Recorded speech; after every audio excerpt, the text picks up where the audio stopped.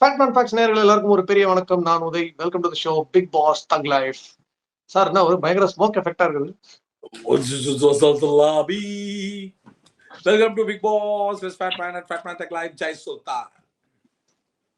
Okay, நம்ம live தான் sir. சத்தம் இல்லாம தானா ஓடுது இன்னொரு போன்ல. Okay right. ஸோ இன்னைக்கு எபிசோடு ஃபர்ஸ்ட் இன்னைக்கு எபிசோட் போறதுக்கு முன்னாடி ஒரு விஷயம் அட்ரஸ் பண்ணிடலாம் சார். இன்னைக்கு நம்மளோட நந்தினி இருக்கார்கள் அல்லவா, பிரவீன் காந்தி போற வாரத்துல சேர்த்து எடுத்தாங்க இல்லையா, அவங்களோட பேட்டி ஒண்ணு பயங்கரமா வைரல் ஆயிடுச்சு. நாண்டியா சக்தி இருக்கு, கலைஞர் கிட்ட சக்தி இருக்குன்னு சொன்னாங்கல்ல, அந்த நாண்டியோட அந்த அவங்களோட பிரஸ் மீட் பாத்தீங்களா? எல்லா சேனலுக்கும் சேர்த்து ஒரு மாதிரி அதாவது நிறைய இல்ல, ஒரு 4-5 சேனலுக்கு ஒரு இடத்துல இன்னும் பிரஸ் மீட் கொடுத்தாங்க. சோ நிறைய வந்து சேனலை சாடி, விஜய் சேதுபதி சாடி ஒரு பேட்டி ஒண்ணு கொடுத்திருந்தாங்க.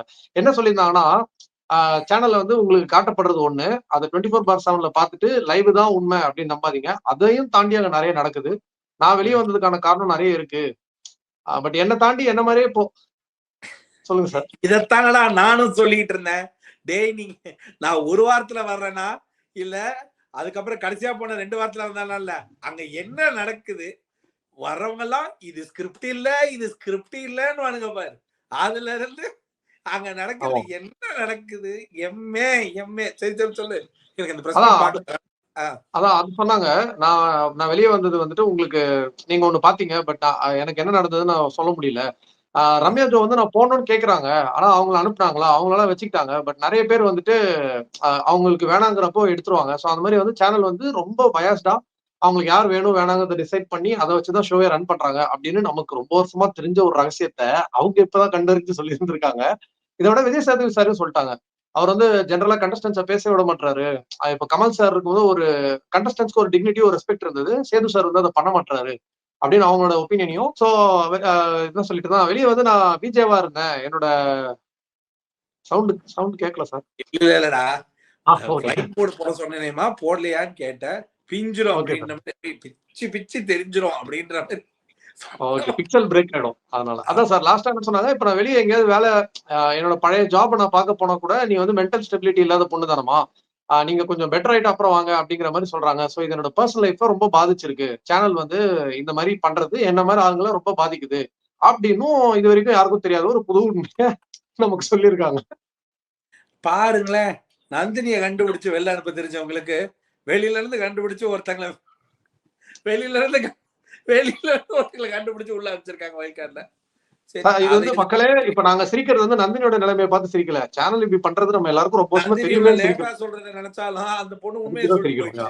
சரியா, அந்த பொண்ணு லேட்டா அது ஏன் தெரியுமா சொல்லிச்சு, அந்த பொண்ணுக்கும் தெரிஞ்சு போச்சு இந்த 4 நாள் பேமெண்ட் உங்களை வாங்கினா என்ன வாங்க.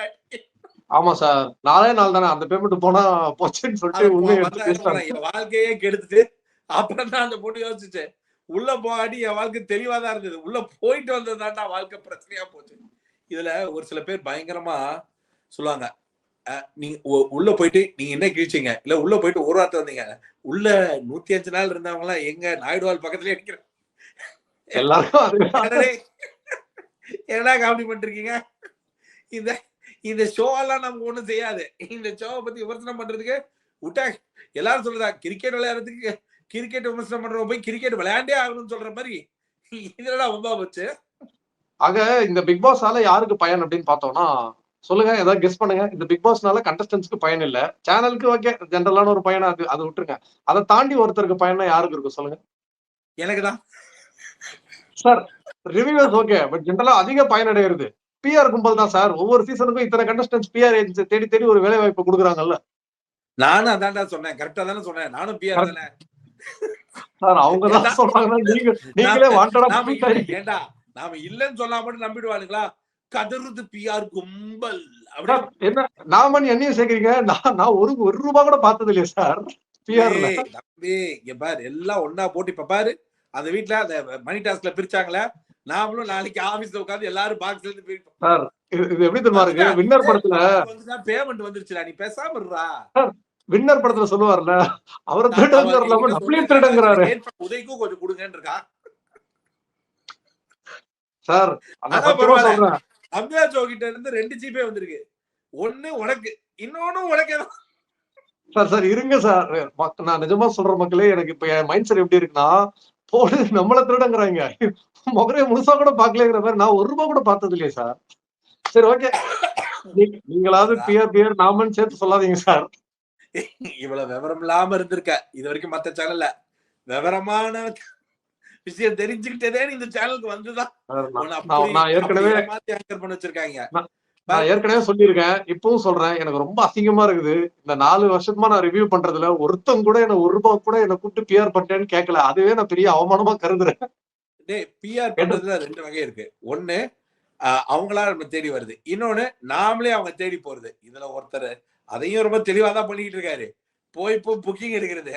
அது ஆனா நான் என்ன சொல்றேன்னா, பிஆர் எல்லாம் உட்றா. சரி அதெல்லாம் முடிஞ்சு போச்சு. அந்த இன்னைக்கு ஷோக்கே போயிடுவோம். ஏன்னா பாவம் ஓகே. நீ சொன்னதுல இருந்து ஒரு விஷயம் டேக்கவே என்னன்னா, நந்தினி வந்து 100 நாளுக்கு முன்னாடி இவங்களுடைய முகத்திரையை கிழித்து விட்டார்கள். அதுவும் பிரஸ் மீட் வச்சு.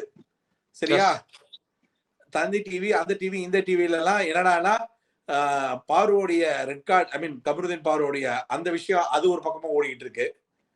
ஓகே ஃபைன் ஆல் டுகெதர் இன்னைக்கு ஷோக்குள்ள போயிடுவோம். இன்னைக்கு ஷோக்குள்ள ஃபர்ஸ்ட் தட் பேனா ஜோக் ஓகே ஹைலி. சோ இப்ப வேற வழி இல்ல, கண்டென்ட் வேற யார்கிட்ட வரணும்? வினோத் கிட்ட தானே வரணும். வேற என்ன வருது அங்க? சரி அங்க இன்னைக்கு இருக்க எபிசோட் சீரியல் எப்படி இருந்தது? அத சொல்லுங்க. ஓவராலா இன்னைக்கு எபிசோட் எப்படி இருந்தது? உங்களுக்கு ஓவராலா episode it's very delicious, full of content. எனக்கு எந்த எந்த எந்த போர்ஷனை விடுறதுனே தெரியல. அப்படியே வந்துட்டு உலகத்திலேயே முதல் தடவை ஃபாஸ்ட் ஃபார்வர்ட்ல இந்த ஷோவை இந்த ஃபாஸ்ட் ஃபார்வர்ட் பண்ணிட்டே போறேன். டேய் இன்னும் 2 மினிட்ஸ் அப்படின்னு வந்துருச்சு.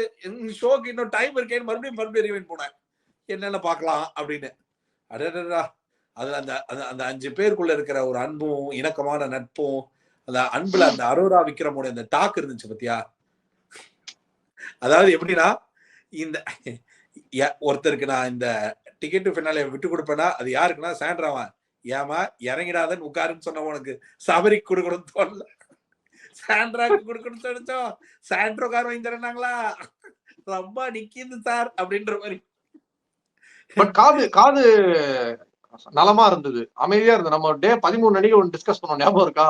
சவுண்ட் கேக்குதுடா அப்படின்னு. இன்னைக்கு வந்து அது ஒண்ணு மட்டும் ஒத்துக்கலாம் சார், ஷோ போரிங்கா இருந்தது அதெல்லாம் விட்டுருங்க. ஆனா நிம்மதியா அழகா போச்சு. யாரும் கத்திக்கல, லிவிங் ரூம்ல யாரும் அடிச்சுக்கல. கருத்தை பரிமாறும் போது கூட எல்லாரும் பொறுமையா தான் பரிமாறிக்கிட்டாங்க. டே அதுக்கு எல்லாரும் ஒரு கார்னர்ல இருந்து ஒரு கார்னர் வரைக்கும் போய் சண்டை போடணும்டா. யாருக்குமே அதுக்கு டைம் இல்ல.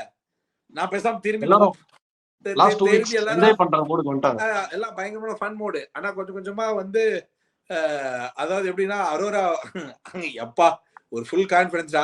அரோரா தான் பேச பேச பேச நாம ஒண்ணும் தேவையில்ல, அதை ஒன்னால காமிக்காம இருந்தாலே போதும். காமிச்சாங்கன்னா நிறைய மாட்டிப்பா போல் இருக்கு அவளே.